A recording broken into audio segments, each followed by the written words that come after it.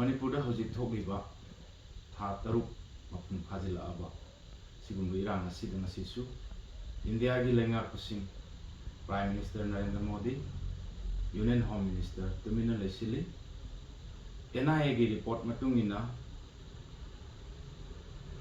wage a war against India ni Manipur da thoi birang se haigraga hojik phawba makoina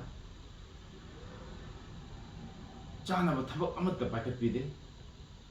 thoi birang si loisinana ba political platform amda por na basu ko na bide aduga Union of India da lang horpani hana lokpokpi graba matungda makoi gi mathakta strike operation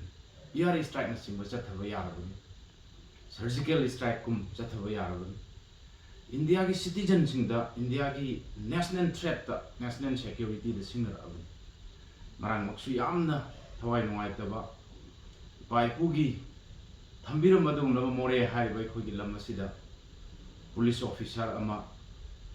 SDPO iba MPS officer ama atamna na intentionally hatke haidana sniper na aim torkan da kapi dana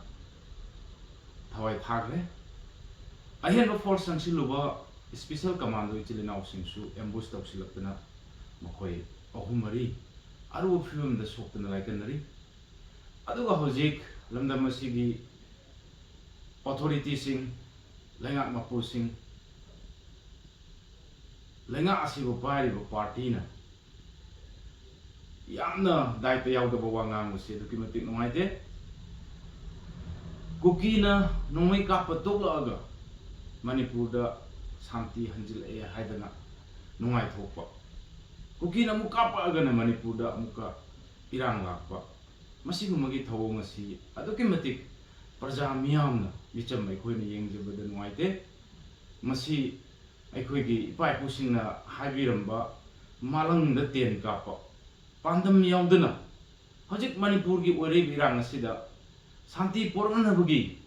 political platform amada stakeholders sing asiga wari sanabagi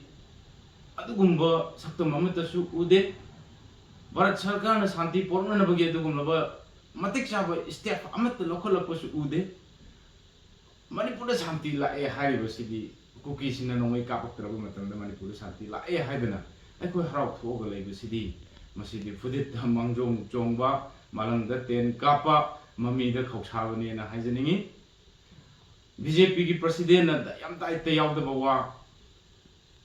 BJP kuki MLA sing na maitai de attack tawbra maitai de attack tawi haina lobra ga haina media da unsilaga ngangba lamdam asida thoibi issue ase karino khangdaba ma yamna daita yaudaba Bharat amasung Manipur da leingak liba BJP gi adugumla state amagi president ni haibada aduki matik kari haigadabuna khangde ai wama kha taningde aduna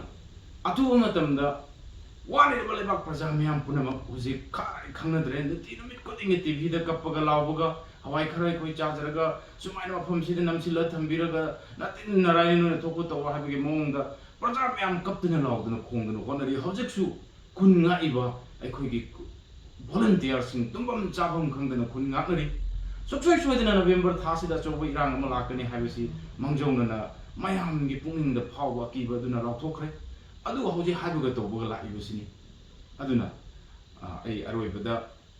Bharat Sarkar na Manipur se Bharat ki state amani Bharat ki saruk amani Manipuri aikoi punamak Bharat ki jati amani khanbiragadi atuba matamda Manipur ki irang ase atu matamda loisinana ba sinbiu platform ma da wari sanabire haraga permanent oiba conclusion nama madugi solution nama porangna ba konabiu lamda masigi leingak ki lucingbiriba honorable chief minister amasung ato lucingba kaya nasu prime minister gi manakta chatlaga home minister unabire haraga lamda masi wariba se muktangdi athu matamda praja miyam se tandu leitaba ne taba punsi lehanbiu aduga loina na loisinjarakpada aikoi gi mayu makai mai thabi graba aduga mafam khuding makta mayu makai sing amuk anna sabire haraga state force na ngahanbire haraga lamdam dugi village volunteers sing duda authorized to bire har kantan agan bire harga tangdu leitaba nungaiba khuya to sitpa source chaning tano honba adugumlaba intha tapthabalamda mama muktadi ꯄꯨꯕꯤꯔꯛꯎ ꯁꯤꯟꯕꯤꯔꯛꯎ ꯍꯥꯏꯗꯅ ꯃꯔꯤ ꯂꯩꯅꯕ ꯄꯨꯝꯅꯃꯛꯀꯤ ꯄꯨꯛꯅꯤꯡ ꯆꯤꯡꯁꯤꯟꯖꯩ